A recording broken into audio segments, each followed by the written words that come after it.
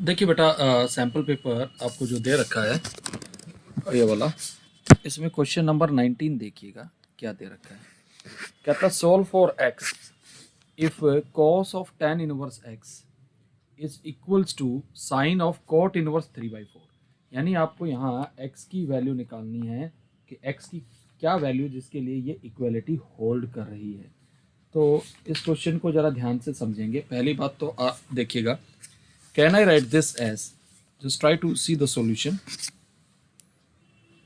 19th question हम solve कर रहे हैं।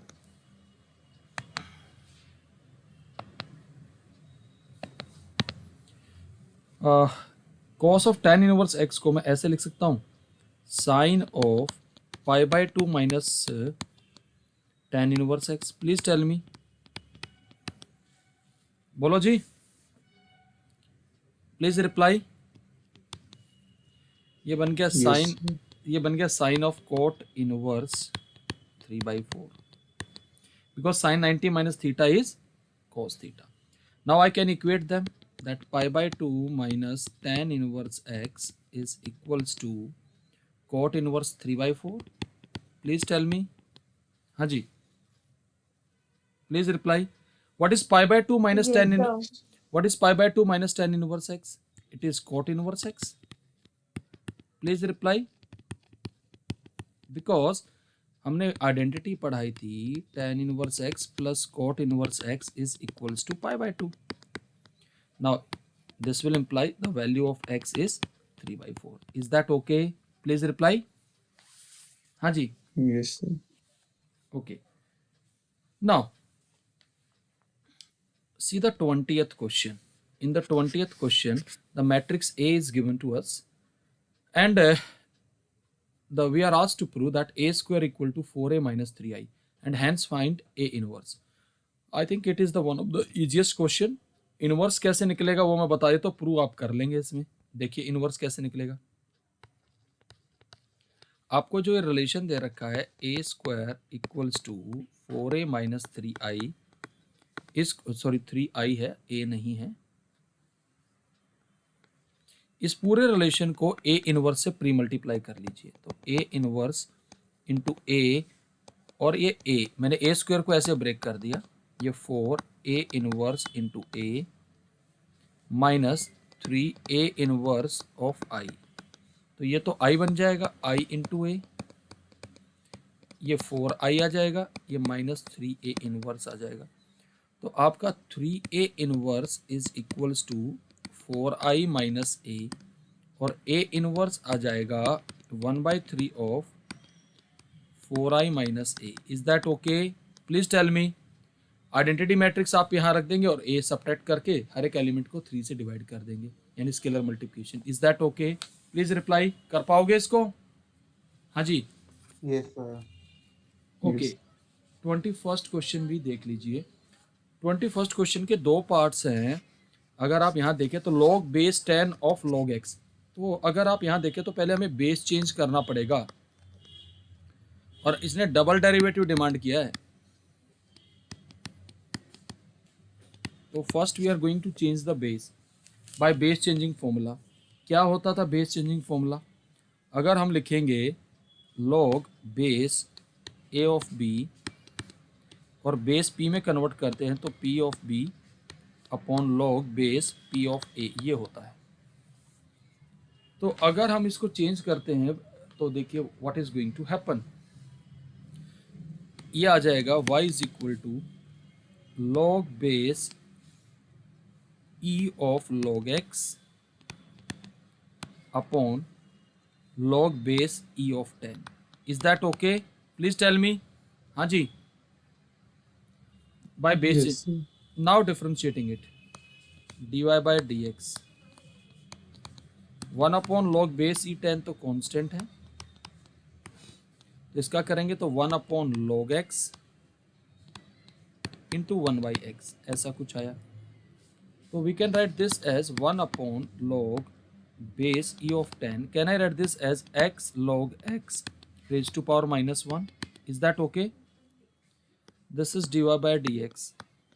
Now what is the double derivative of it? ये तो कांस्टेंट बाहर ही रहेगा, पहले पावर का कर लीजिए, -1 इंटू एक्स लॉग एक्स की पावर -2 और एक्स लॉग एक्स में लगा दीजिए प्रोडक्ट टूल, एक्स का 1 into log x plus x into 1/x, this will get cancelled. तो आपके पास आ जाएगा बेसिकली -1 अपॉन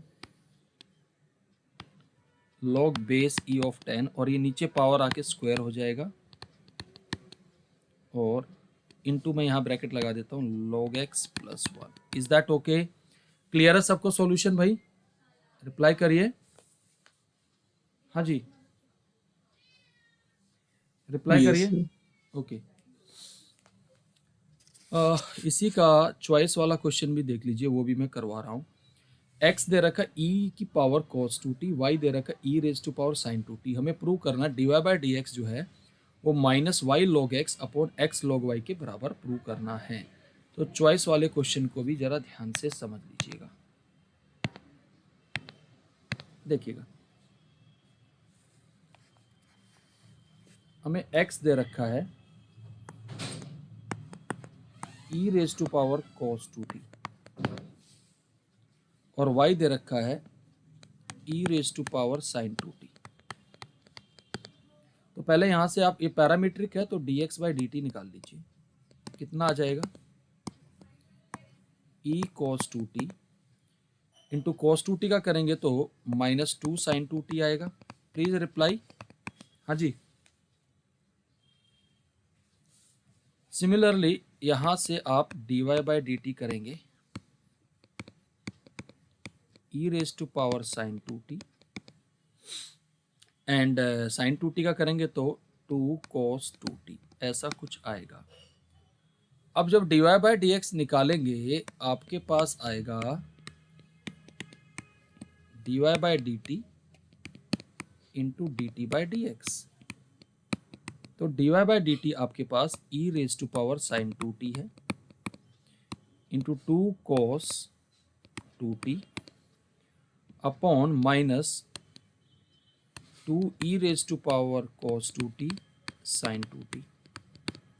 अब एक बात आराम से समझ लीजिएगा प्लीज, अगर x दे रखा है e raise to power cos 2t, अगर मैं दोनों तरफ log ले लूं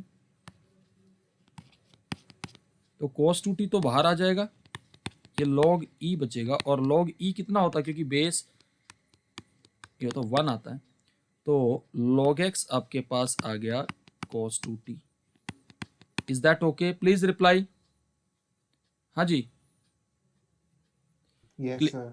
सिमिलरली y दे रखा है e raise to power sin 2t, अगर यहां पर भी log लूंगा तो log y is equal to sin 2t into log base e of e।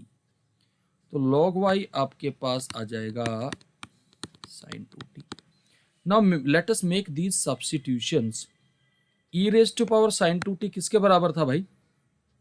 y के बराबर। और cos 2t किसके बराबर आया, यहां से देखिएगा प्लीज, log x के बराबर आया। माइनस साइन नीचे है तो उसको ऊपर ले आइए। e raise to power cos 2t किसके बराबर? x। और sin 2t किसके बराबर आया? log y के। और यही हमें प्रूव करना था। प्लीज टेल मी, क्लियर है भाई? Please reply. हाँ जी, बोलो बेटा। Yes sir. Okay, now let us see the next set of questions.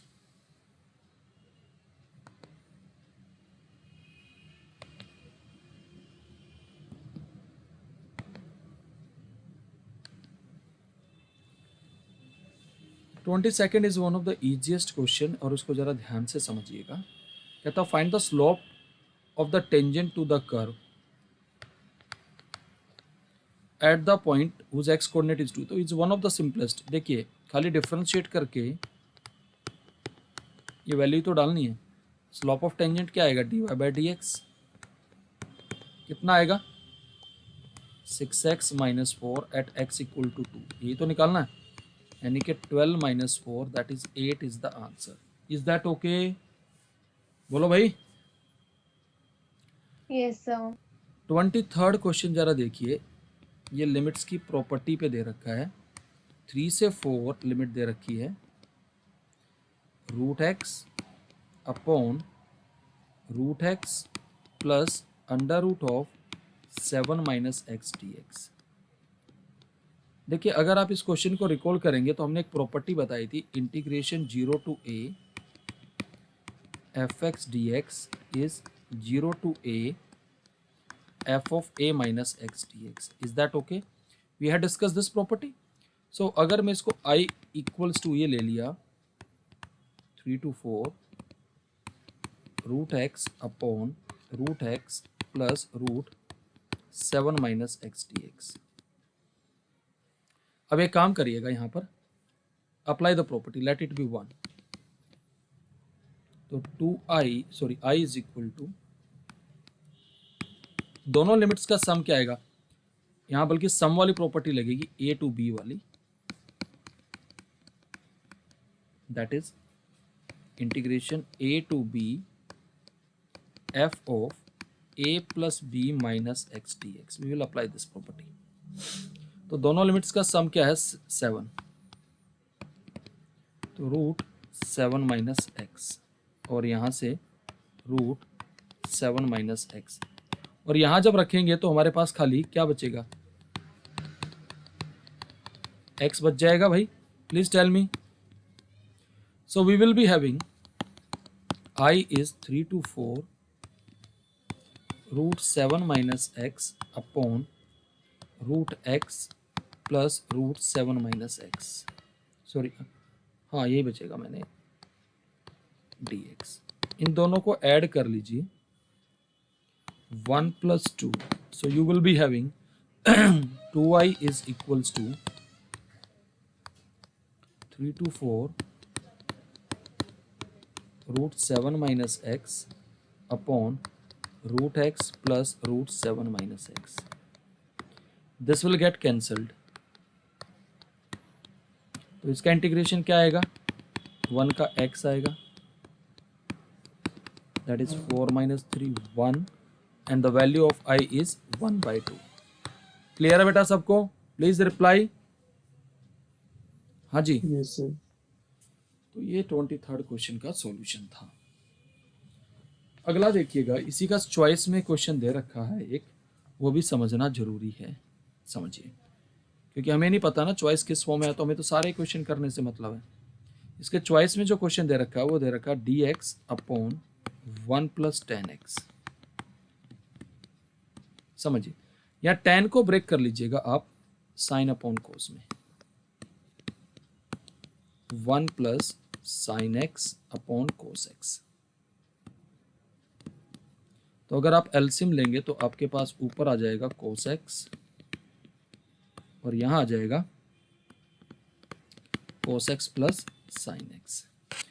यहां मैं एक कलाकारी कर रहा हूं, मैंने पहले भी बताया था, यहां 2 से मल्टीप्लाई और 2 से divide, 2 cos x upon cos x plus sine x. और याद करिए, मैं नीचे वाले का डेरिवेटिव ऊपर क्रिएट करना चाहता हूं, तो पहले तो हमने इस टर्म को ऐसे लिख दिया cos x plus sine x, और फिर लिख दिया cos x minus sine x, और इसको अलग अलग कर लेंगे ऐसे।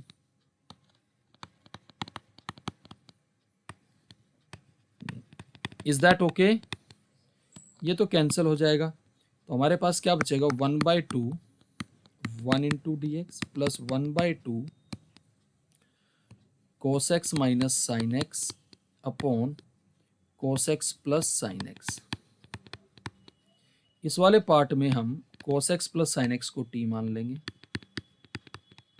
क्योंकि उसका डेरिवेटिव ऊपर है, यानी कि ये साइन का डेरिवेटिव कोस और कोस का माइनस साइन dx dt आ जाएगा।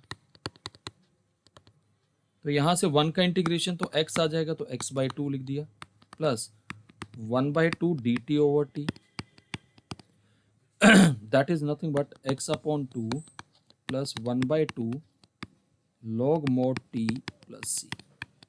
t का वैल्यू डाल दीजिए, x/2 plus 1/2 log mod cos x plus sign x plus c। Clear है बेटा सबको? Please reply. Yes, sir. इसका भी एक स्क्रीनशॉट ले लीजिए प्लीज। डन।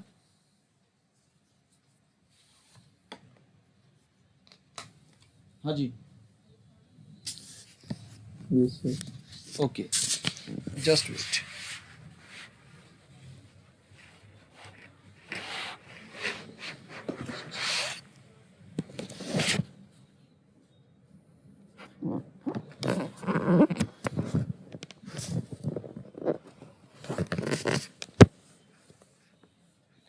देखिए नेक्स्ट क्वेश्चन क्या है आपकी स्क्रीन पे, एरिया का क्वेश्चन दे दिया। देखिए कहता find the area of the curve y equal to sin x between 0 to 2 pi. 24th question.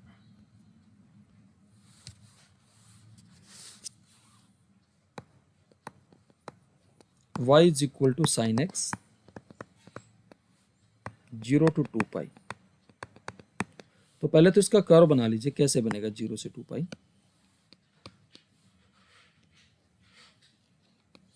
ये 0, ये पाई और ये 2 पाई। आपको जब ये एरिया निकालना है तो आप कैसे निकालेंगे, रिक्वायर्ड एरिया 0 से पाई साइन एक्स, और ये वाला हिस्सा जो है आप देखेंगे एक्स एक्सिस से नीचे है। तो याद करिए इसमें हम क्या करते थे, पूरा इंटीग्रेट करके और इस पे मोड लगाएंगे। क्या लगाएंगे, मोड, ऐसे। Is that okay. साइन का इंटीग्रेशन आएगा माइनस कोस एक्स,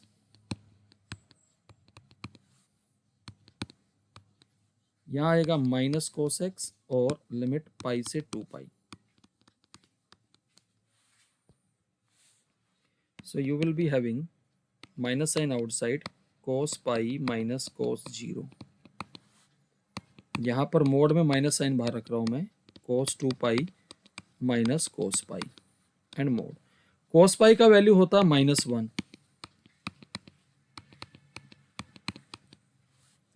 और cos 2 पाई होता है 1 और ये +1।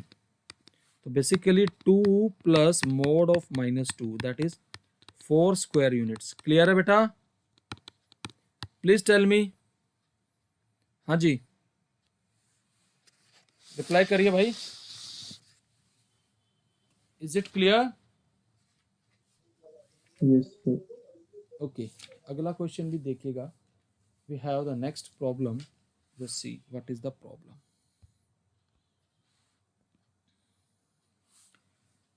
कहता solve the differential equation x cos y dy equal to x e की power x log x plus e की पावर x dx। देखिए एक तो पहले डिफरेंशियल इक्वेशन पहचानिए, कैसी है ये, होमोजीनियस तो नहीं है, वेरिएबल सेपरेबल है। अगर आप जरा ध्यान से देखें, सिर्फ क्या करना है मैं आपको समझा रहा हूं। देखिए I am writing the differential equation again. हमारी जो डिफरेंशियल इक्वेशन है वो 25th क्वेश्चन में ऐसे दे रखी है। I am just writing the differential equation. ऐसे दे रखा x cos y dy is equals to x e की power x log x plus e की पावर x dx, ऐसे दे रखा है। सेपरेटिंग द वेरिएबल कैसे करेंगे, cos y dy, इस x को इसके डिनोमिनेटर में ले आओ और यहाँ e की पावर x तो ले लो कॉमन, x log x प्लस 1 अपॉन x dx, ऐसे आ जाएगा। Now integrating both side what will happen, ये तो साइन y आ जाएगा, नो प्रॉब्लम। यहां अगर x से डिवाइड करेंगे तो यहां आएगा log x और यहां आएगा 1/x। अगर इस फॉर्म को रिकॉल करें, ये फंक्शन है, ये इसका डेरिवेटिव है, तो कितना आएगा भाई, ये sine y is equal to e की power x log x plus c। Clear है सबको भाई, प्लीज टेल मी। हाँ जी, रिप्लाई करो भाई। Yes, sir. Okay, now the 26th question, C.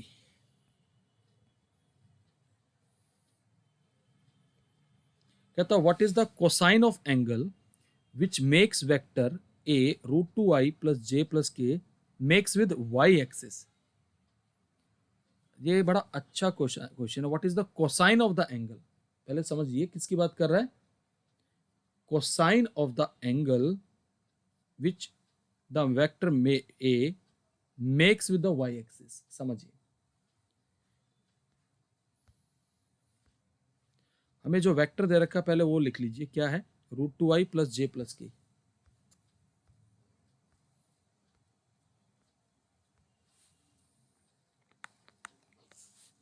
Vector A हमें दे रखा है √2i प्लस जे कैप प्लस के कैप। अब सबसे पहले तो इसके डायरेक्शन कोसाइन निकाल लीजिए। वेक्टर ए का मैग्नीट्यूड क्या आएगा वो निकाल लीजिए, कितना आएगा, 2 + 1 + 1 दैट इज इक्वल्स टू 2। तो हम क्या कर रहे हैं, सबसे पहले डायरेक्शन कोसाइन, सर √6 हुआ है, 2 कैसे आ गया?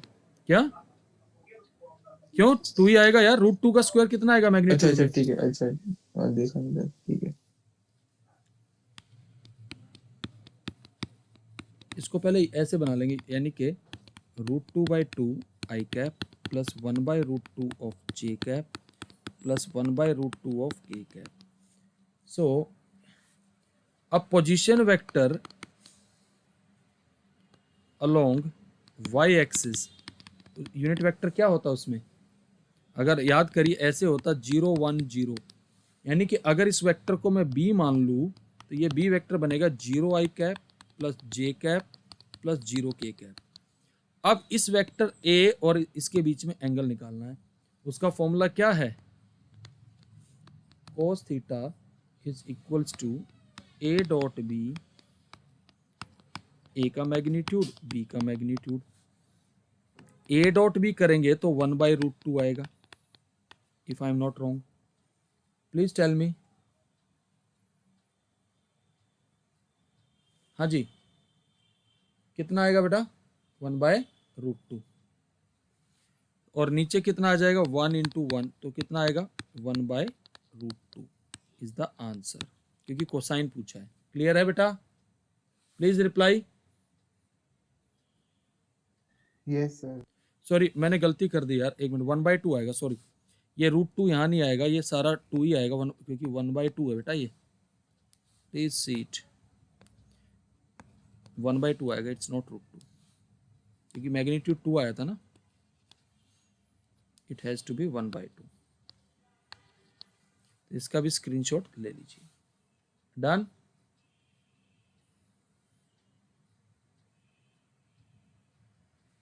हो गया भाई, प्लीज रिप्लाई भाई, हो गया हो तो। देखिएगा नेक्स्ट क्वेश्चन,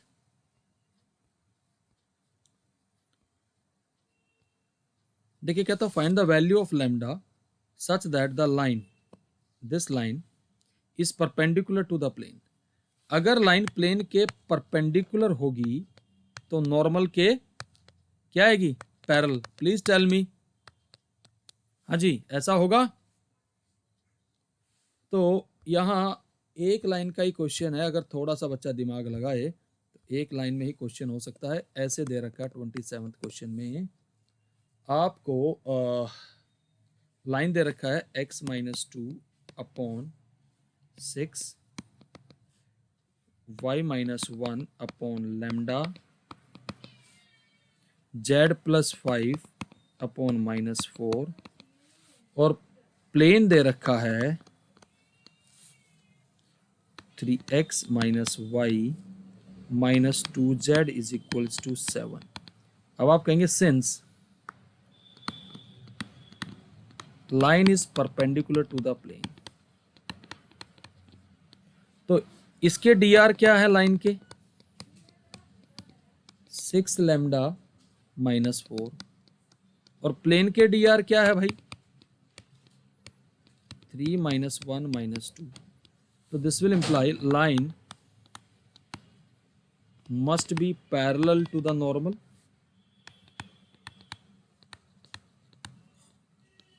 तो ये प्रोपोर्शनल आ जाएंगे, 6/3 = λ/-1 is -4/-2। Is that okay. तो लैम्डा कितना आ जाएगा, किन्हीं भी दो रेशियोज को सोल्व करेंगे तो lambda is turning out to be -2। Is that okay? Clear है भाई सबको? रिप्लाई करिए भाई। हाँ जी, सर हम A1 A2 plus B1 B2 plus C1 C2 is equal to 0 भी कर सकते थे ना? वो नहीं कर सकते ना, नहीं कर सकते भाई, यही तो बात समझा रहा हूं। ये प्लेन है और लाइन इसके परपेंडिकुलर है, ऐसे ये लाइन है, तो नॉर्मल भी तो परपेंडिकुलर होता है यार, ये दोनों पैरेलल नहीं हो जाएंगे क्या? वो कंडीशन, मैंने क्या कहा था, लाइन और प्लेन में उल्टा आंकड़ा होता, 36 का आंकड़ा होता भाई, वो बात दिमाग में रखिए बस। अगर लाइन पैरेलल है प्लेन के तो नॉर्मल उसके परपेंडिकुलर हो जाएगा, अगर लाइन परपेंडिकुलर है प्लेन के तो नॉर्मल उसके पैरेलल हो जाएगा, ये चीज होती है। देखिएगा नेक्स्ट क्वेश्चन,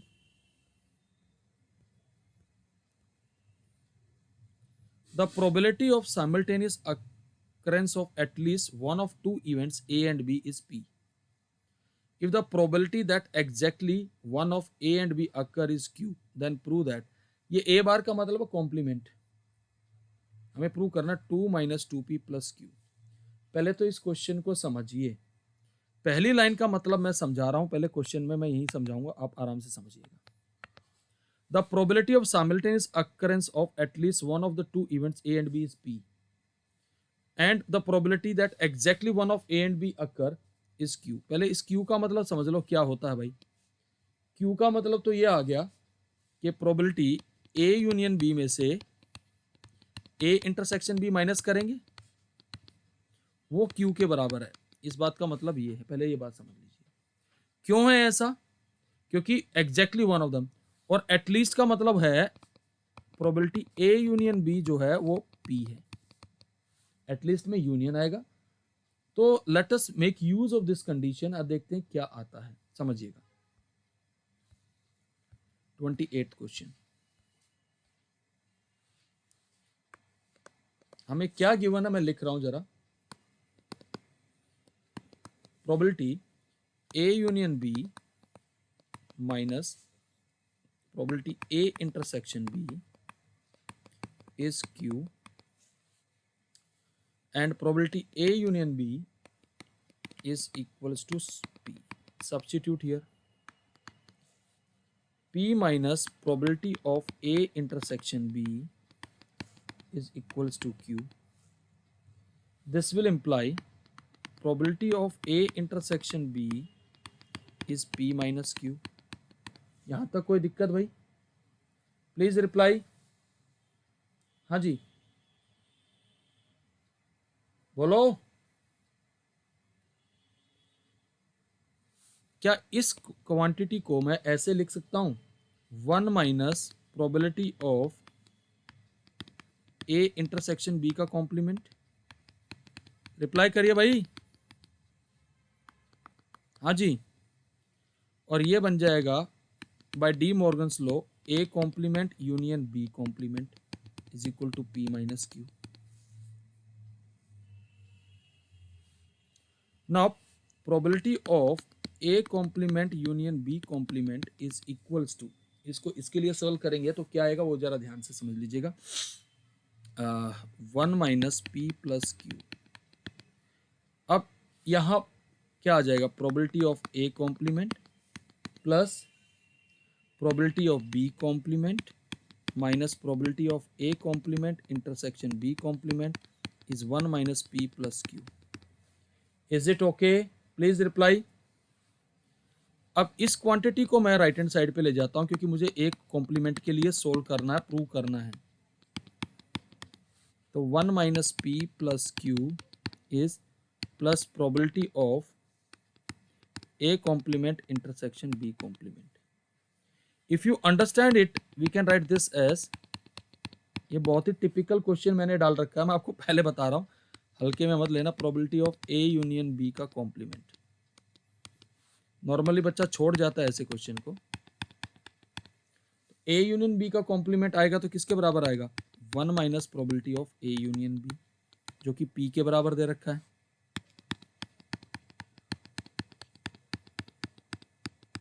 तो सोल्व करेंगे तो ये 2 माइनस 2p प्लस क्यू, यही प्रूव करना था। हाँ जी क्लियर है? हाँ जी प्लीज रिप्लाई। सर एक बार स्टार्टिंग वाला पार्ट फिर से बता दो, जैसे हमने वो साइमल्टेनियस अकरेंस वाला किया। यार बहुत सिंपल, मैं बता रहा हूँ, सुन लीजिए आराम से। क्वेश्चन की लैंग्वेज है the probability of simultaneous occurrence of at least one of the two events. At least का मतलब हो गया आइदर ए और बी, और का मतलब यूनियन आ गया, यानी probability of A union is p. फिर क्या था, probability that exactly one of them occur. अब exactly one of them occur का मतलब क्या हुआ, अगर आप ऐसे वेन डायग्राम बनाते हैं, ये पूरा यूनियन है, ये हिस्सा है जो कॉमन वाला, जो जिसमें दोनों की अकरेंस की बात होती है, इसको माइनस करना है यानी ए यूनियन बी में से इंटरसेक्शन बी की प्रोबेबिलिटी का सब्ट्रैक्शन क्यू दे रखा है। फिर आपको ये टर्म एस्टेब्लिश करनी है। अब इसके बाद तो मैंने क्या किया है, जो गिवन कंडीशन है उसी को मैं अप्लाई करता गया हूं प्रॉब्लम में। देखिए जरा ध्यान से, ये लगाया मैंने और ये लगा, सब्स्टिट्यूट किया है। अब मुझे क्योंकि कॉम्प्लीमेंट क्रिएट करना था, तो भाई ए इंटरसेक्शन बी की प्रोबेबिलिटी को लिख सकता हूं 1 minus probability of not of A intersection B. और ए इंटरसेक्शन बी का जो कॉम्प्लीमेंट होता है बाय डी मॉर्गन्स लॉ, वो क्या होता है, A complement union B complement, वो लगा दिया, फिर यूनियन की प्रोबेबिलिटी लगा दी, और सिंपल मैंने टास्क फिर लगाया और एक क्वेश्चन होता गया। कुछ नहीं है, अगर देखा जाए तो सिर्फ कंडीशन को एक्सप्लॉइट करना था। इसका स्क्रीनशॉट ले लीजिए भाई। डन, हाँ जी, प्लीज रिप्लाई। हो गया है तो, हाँ जी, यस सर। इसी का अगला पार्ट देखिएगा, और पार्ट भी बड़ा अच्छा क्वेश्चन है। If A and B are independent events such that probability of A is small P and probability of B is 2p and probability of exactly one of a and b is 5/9, find the value of p। इस बात को समझ लीजिएगा please, आसान question है, मुश्किल नहीं है। इसके और पार्ट को हम कैसे अटैक करेंगे, आप जानते हैं जब ए और बी इंडिपेंडेंट होते हैं तो क्या जानते हैं आप। अब यहां एक कंडीशन दे रखी है हमें क्वेश्चन में, probability exactly one of them occurs. One of them means a और बी में से वन ऑफ देम, 5/9। इस बात का मतलब क्या हुआ, probability of A into probability of B complement plus probability of A complement into probability of B. ये बात क्लियर है भाई, हाँ जी।